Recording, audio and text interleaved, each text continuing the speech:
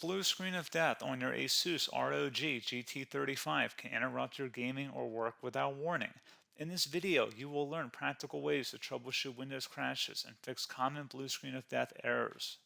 So while you're performing updates, you're getting an IRQR not less or equal message, K-mode exception not handled, kernel data in page error. A lot of errors pertain to this problem, and we're going to go ahead and jump into what should hopefully be a pretty straightforward process, guys. And we're going to go ahead and jump right into it. So first thing I'd recommend doing would be to actually go ahead and boot to the troubleshooting utility on Windows 11. So if you do a hard power off 3 times in a row, Windows should automatically attempt to launch the starter prepare utility. And if it doesn't find anything, it will give you the option to select advanced settings, in which case it will take you to a screen that looks like this. Now, if it does not take you to a screen that looks like this, or you're unable to get to that, you can also download the Windows 10 Media Creation Utility, or Windows 11. They probably will make a creation utility for Windows 11 at some point. And it doesn't really matter. You can actually run the Windows 10 utility on Windows 11 as far as I'm aware.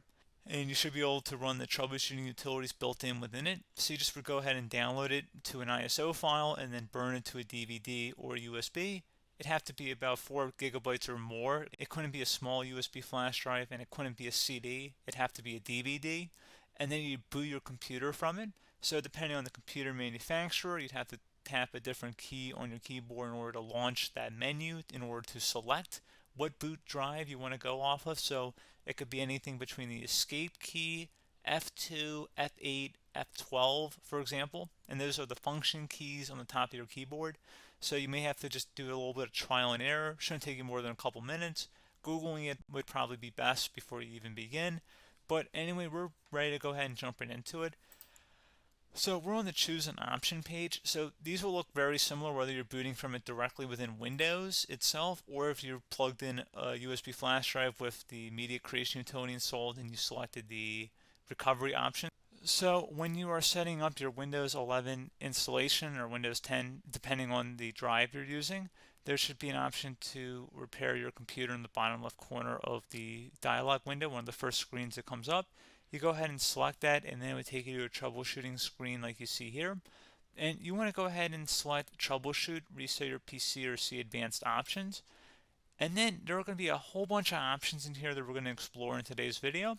The first one, we're going to actually go underneath advanced options, and then select startup prepare, fix problems that keep Windows from loading. So go ahead and select that first.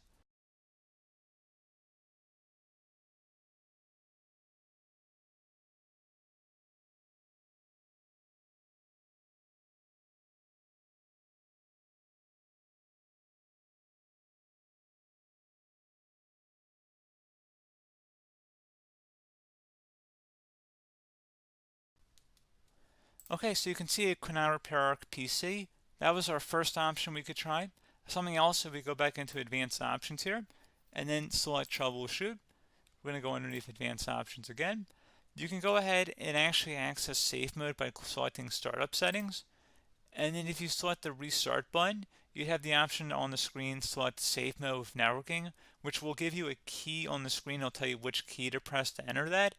I believe it's the F7 key. It'll do that for you. I'm not going to go over that in today's tutorial because I don't really want to go into safe mode, but you're more than welcome to attempt that by going into here and then selecting restart. Again, it'll launch another screen. It'll say what key do you want to press, and it'll give you like 7 or 8 different options, and you want to select safe mode with networking. There's also an option for a command prompt too, but that's going to be something we're going to cover later in this video, and we don't even have to go through that in order to access it. So that's why I'm not going to really push for that, because unless you know exactly what's causing the problem, you probably don't need to go into safe mode. Unless you're trying to recover files, in which case then you definitely can go into safe mode, but we're trying to actually recover our computer here. So I hope that makes sense. Something else we can also try here as well would be to uninstall updates, remove recently installed quality or feature updates from Windows. So if you go ahead and select that, you can uninstall the latest quality updates, which generally is the more day-to-day updates. Feature updates are the less regularly released ones, like the big ones. I would equate it to service packs in like Windows 7 and Windows Vista and Windows XP. So larger updates that occur once or twice a year at most.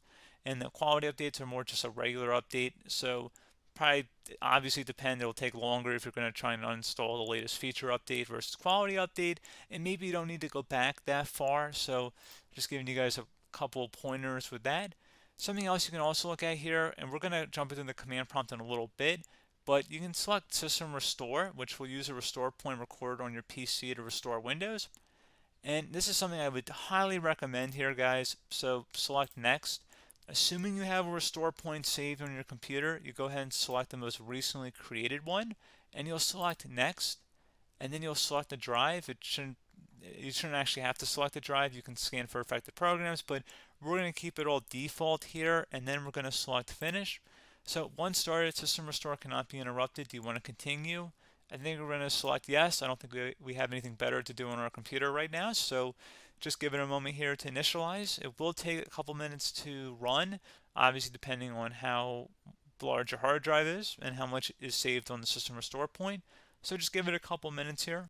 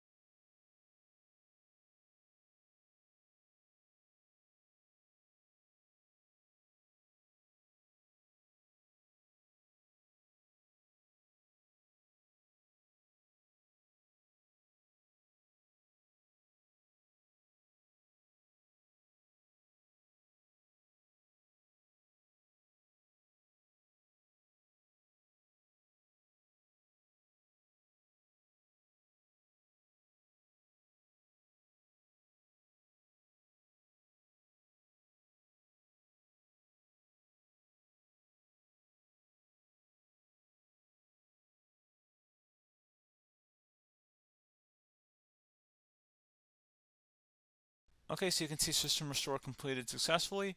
The system has been restored. Your documents have not been affected. Click the Restart button to restart your computer. Go ahead and select Restart.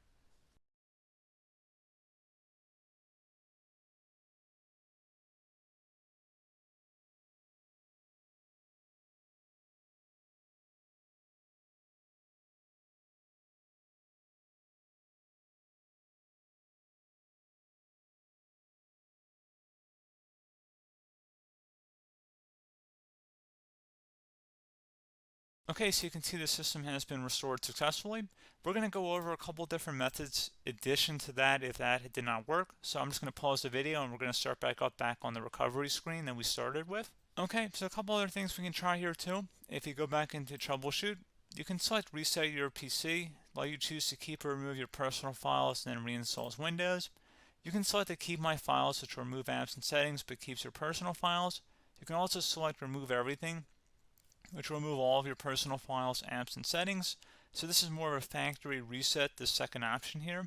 First option, it should not delete all of your personal files. However, it will pretty much clear most of your programs, and keep in mind, there's no guarantee that your information, number one, is even still available and easily recoverable on your computer to the point that you actually would be able to recover anything. And the second point is that there's always a chance that it won't actually recover and it will just do a factory reset anyway. So there's no guarantee that actually would keep your files anyway. So I would recommend trying to get a recovery tool and backing that up first before selecting it anyway. But again, those are a couple different options. And then something else you can try here if you go back to the choose an option. Another option, if you go underneath choose an option and select troubleshoot, advanced options, and now select where it says command prompt. Okay, so the first thing we should do is type our main hard drive here. In most cases, it should be the C drive. So you just do a C colon and then hit enter on your keyboard. So once you're underneath the C drive, we're going to type in dir and then hit enter on your keyboard. It should have program files, users, and Windows all in there. That's how you know you're in the right directory.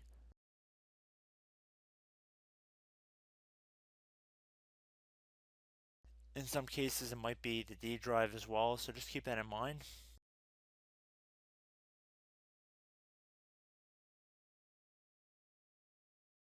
Next thing we're going to do is type in cd space / Windows / system 32 / config and then you're going to hit enter on your keyboard.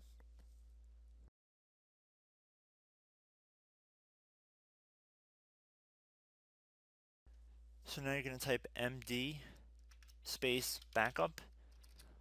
If you've seen other tutorials, it might also say to put down MD backup. That's because the backup name is pretty common when you want to back something up. So you can name this whatever you want, doesn't have to be backup. So if you've already made a backup folder in the past, you could do backup 1, for example. So once you're done setting the name you want the backup to be called, hit enter on your keyboard again.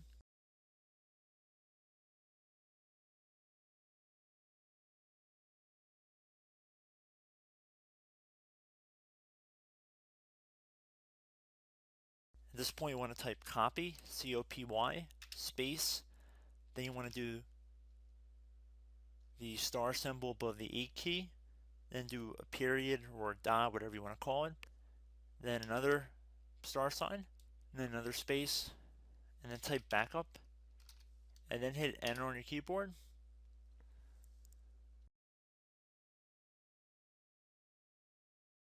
Now you want to type CD reg back, REGBACK, and then hit enter on your keyboard. So now that we are under the reg back, so now you want to type DIR again, and then hit enter.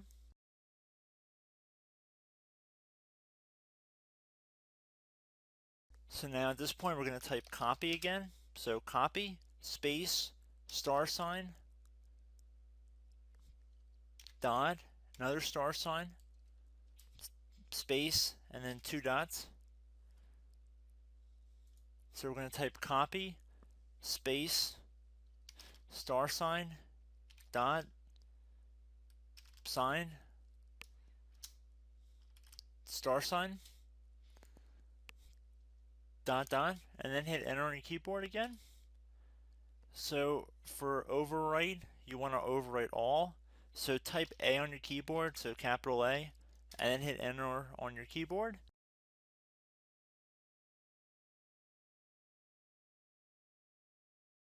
So at this point, you should be good to go. You can close out of the command prompt window. And if you accidentally continue to Windows 10, you should be all set. So I hope one of these 3 or 4 different methods we went through in this tutorial helped you guys out. Again, I'm not sure if you guys heard me earlier, but try to go back into your safe mode if possible and uninstall any programs you know might be conflicting with the Windows startup if you can get into safe mode. So just keep that in mind. Something very simple like that could be blocking up everything. So again, I hope this tutorial helped you guys out, and I will catch you in the next tutorial. Goodbye.